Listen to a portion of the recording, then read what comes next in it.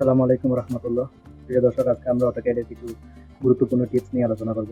তো প্রথমে আমরা যেটা নিয়ে আলোচনা করবো সেটা হচ্ছে লেয়ার।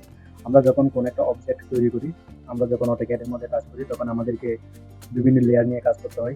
আমরা ডাইমেনশন দিলে ডাইমেনশনের জন্য একটা লেয়ার, তারপর হচ্ছে সেন্টার মার্কের জন্য লেয়ার, তারপর টেক্সটের জন্য লেয়ার। তো এগুলো যখন আমরা লেয়ারগুলো তৈরি করি, তারপর তৈরি করার পরে যখন আমরা টেক্সট কোনো জায়গায় টেক্সট লিখতে যাই, তখন আমাদেরকে আলাদাভাবে লেয়ারগুলো সিলেক্ট করতে হয়। তো আমরা আজকে শিখবো কিভাবে লেয়ারগুলো সিলেক্ট না করে আমরা প্রথমে সেটিং করে দিলে পরবর্তীতে কিভাবে অটোমেটিক লেয়ারগুলো সিলেক্ট হয়ে যাবে। অর্থাৎ আমরা যখন টেক্সট করবো অটোমেটিক এটা টেক্সট লেয়ারে চলে যাবে। যখন আমরা ডাইমেনশন দিব তখন অটোমেটিক ডাইমেনশন লেয়ারে চলে যাবে। যখন আমরা সেন্টার লাইন দিব তখন অটোমেটিক এটা সেন্টার লেয়ারে চলে যাবে। তো যদি অটোমেটিক হয়ে যায় তাহলে আমাদের জন্য অনেকটা সময় সেভ হবে। তো এই জন্য আমি লেয়ারগুলোকে অটোমেটিক সেট করার জন্য প্রথমে এখান থেকে দেখেন আমার ডিফল্টভাবে একটা লেয়ার দেওয়া আছে। তো আমি প্রপার্টিজে গিয়ে প্রথমে লেয়ারগুলো তৈরি করলাম। প্রথমে নিউ লেয়ার দিলাম। নিউ লেয়ার দিয়ে এখানে প্রথমে লিখলাম হচ্ছে ডাইমেনশন লেয়ার। তো ডাইমেনশন আমি লিখি, ওকে। ডাইমেনশনের আমি কালারটা চেঞ্জ করবি। আবার আরেকটি লেয়ার নিলাম। এই লেয়ারটি দিব হচ্ছে টেক্সট, ওকে। এই কালার টেক্সটেরও কালারটা আমি চেঞ্জ করে দিই। এটা দিলাম হচ্ছে ম্যাজেন্টা। তারপর আরো একটি নিউ লেয়ার নিব। এর লেয়ারটা হবে সেন্টার, ওকে। এটারও কালার চেঞ্জ করে দিব। এটার কালার দিব হচ্ছে ব্লু কালার, ওকে। তো দেখেন এখন আমি লেয়ার সিলেক্ট করলাম। তো আমরা অতীতে কাজ করার সময় হচ্ছে লেয়ারগুলো আলাদা আলাদাভাবে সিলেক্ট করতাম। অর্থাৎ টেক্সট লেখার সময় আমাদেরকে টেক্সট লেয়ার সিলেক্ট করতে হতো, ডাইমেনশন দেওয়ার সময় আমাদেরকে ডাইমেনশন লেয়ার সিলেক্ট করতে হতো, সেন্টার দেওয়ার সময় সেন্টার লেয়ার সিলেক্ট করতে হতো। কিন্তু এটা অটোমেটিক হয়ে যাবে এখন আমি যদি ওইভাবে সেটিং করে দিই। তো প্রথমে দেখেন আমি ডাইমেনশনটা অটোমেটিক সেট করে দিব। এটা হচ্ছে ডাইমেনশন লেয়ারের সাথে কানেক্ট করে দিব। তো এটার জন্য আমাদেরকে কমান্ড দিতে হবে ডিম লেয়ার, ডিম লেয়ার সেন্টার। তো এটার নামটা দিব। অর্থাৎ আমাদের লেয়ারে আমরা যে নামটা দিলাম ওই নামটা হুবহু দিতে হবে,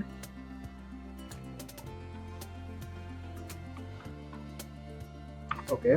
তারপর হচ্ছে টেক্সট লেয়ার,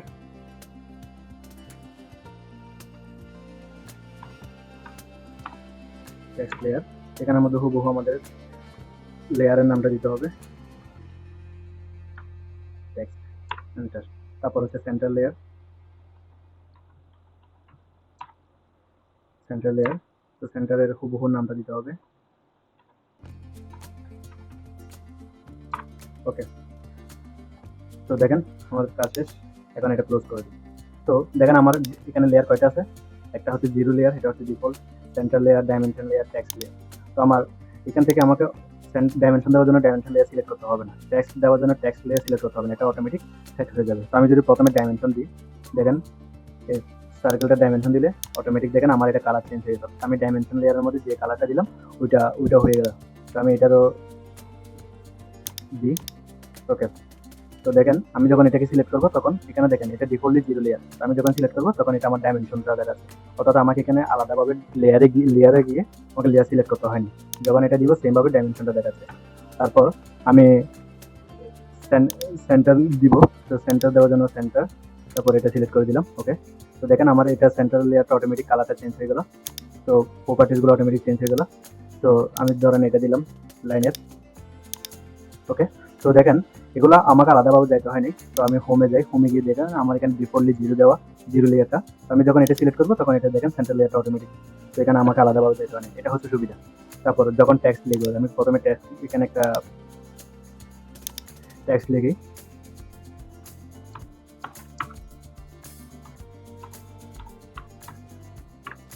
ওকে। তো দেখেন আমাকে এটা আলাদাভাবে টেক্সট লেয়ার সিলেক্ট করতে হয়নি।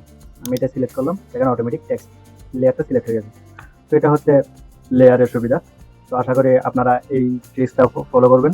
2 নম্বর টিপস আমরা যেটা ইউজ করব, ওপস কমান্ড। ওপস কমান্ডের কাজ কি? ধরেন আমার এই একটা প্রজেক্ট, একটা আমি অবজেক্ট তৈরি করলাম, কতগুলো অবজেক্ট তৈরি করলাম। এই অবজেক্টের মধ্যে ধরেন আমি এই অবজেক্টটা ডিলিট করে দিই। এই অবজেক্ট আমি ডিলিট করে দিলাম। ডিলিট করে দেওয়ার পরে আমি আরো কিছু অবজেক্ট তৈরি করলাম। ধরেন আমি আরো কিছু অবজেক্ট তৈরি করতেছি, ওকে। তো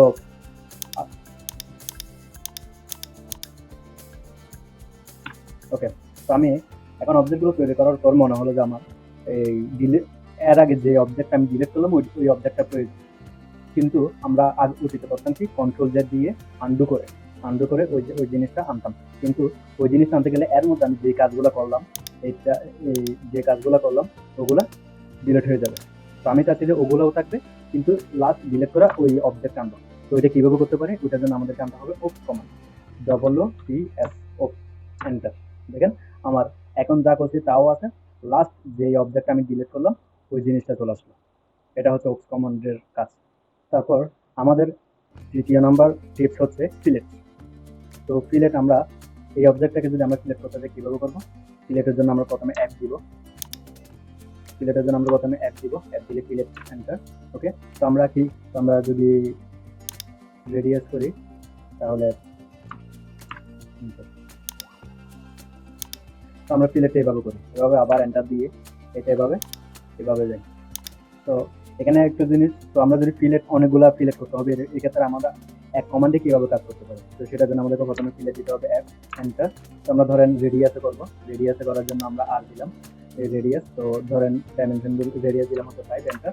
তো এখন আমরা এক ক্লিকে না করে বারবার কমান্ড না দিয়ে একবার কমান্ড দিব, তারপর আমরা কাজ করবো। এটার জন্য আমাদেরকে মাল্টিপল দিতে হবে, এখানে ক্লিক করলে হবে, অথবা এন্টার দিলে হয়ে যাবে। তো দেখেন আমাদেরকে বারবার আর কমান্ড দিতে হবে না। এটা ক্লিক করলাম, ওকে, আবার এটা ক্লিক করলাম, ওকে, আবার এটা ক্লিক করলাম, ওকে, আবার এটা ক্লিক করলাম, ওকে।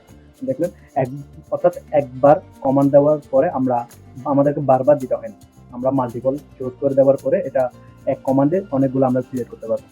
তারপর আমরা চতুর্থ নাম্বার টিপস হচ্ছে ট্যাব চেঞ্জ, অর্থাৎ আমরা কাজ করার সময় অনেকগুলো ট্যাব নিয়ে কাজ করতে পারি।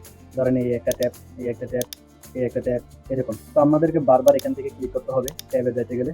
তো আমরা কিবোর্ডের মাধ্যমে শর্টকাট কিভাবে যেতে পারি, এটা হচ্ছে কন্ট্রোল ট্যাব দিলে আমরা সামনে দিয়ে পরবর্তী ট্যাবে যাব, আবার কন্ট্রোল ট্যাব দিলে পরবর্তী ট্যাবে যাব। এখন পিছনে ব্যাক আসার জন্য কন্ট্রোল শিফট ট্যাব, ওকে, এটা হচ্ছে ট্যাব চেঞ্জের শর্টকাট উপায়। 5 নাম্বার টিপ হচ্ছে ব্রেক, অর্থাৎ আমরা কোন একটা লাইনকে কিভাবে ব্রেক করতে পারি, এটা করার জন্য হচ্ছে প্রথমে আমরা কমান্ড দিব। আমরা এখানে টুলস মডিফাই থেকে যেতে পারি, মডিফাই থেকে এখান থেকে এই ব্রেকটা আমরা সিলেক্ট করতে পারি। তারপর এটার জন্য আমাদেরকে প্রথমে লিখতে হবে হচ্ছে ব্রেক, BR কমান্ডিং এর মাধ্যমে, তাহলে BR এন্টার। তো এটা করার পরে সিলেক্ট করতে হবে। তো সিলেক্ট করার পরে কতটুক থেকে, তো আমরা এই পয়েন্ট থেকে আমরা কতটুকু ব্রেক করতে চাচ্ছি এটা এখান থেকে এভাবে সিলেক্ট করে দিই, ওকে, ওকে। তো আমাদের এই জিনিসটা ব্রেক হয়ে গেল। তারপর আমরা যে টিপসটা নিয়ে আলোচনা করবো সেটা হচ্ছে প্যারামিটার। কোনো অবজেক্টের প্যারামিটার জানার জন্য, আমরা মেজার জানার জন্য প্রথমে MEAS এই মেজার জিওমেট্রি এটা আমরা সিলেক্ট করে দিলাম। তো সিলেক্ট করে দেওয়ার পরে দেখেন আমরা কোন একটা অবজেক্টের মাপ জানতে গেলে দেখেন এটা আমরা যখন এভাবে নাড়াচাড়া করবো তখন এটা, অর্থাৎ আমরা যখন কোন একটা অবজেক্টের ভিতর লাগবে তখন এটা দৈর্ঘ্য কত জানা যাচ্ছে। তো আমি যখন এটাতে নিয়ে যাব তখন দেখেন এটার আলাদা ভাবে সবকিছু আমি জানতে পারতেছি।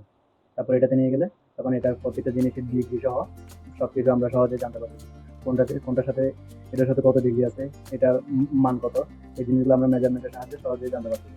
তো আমরা যদি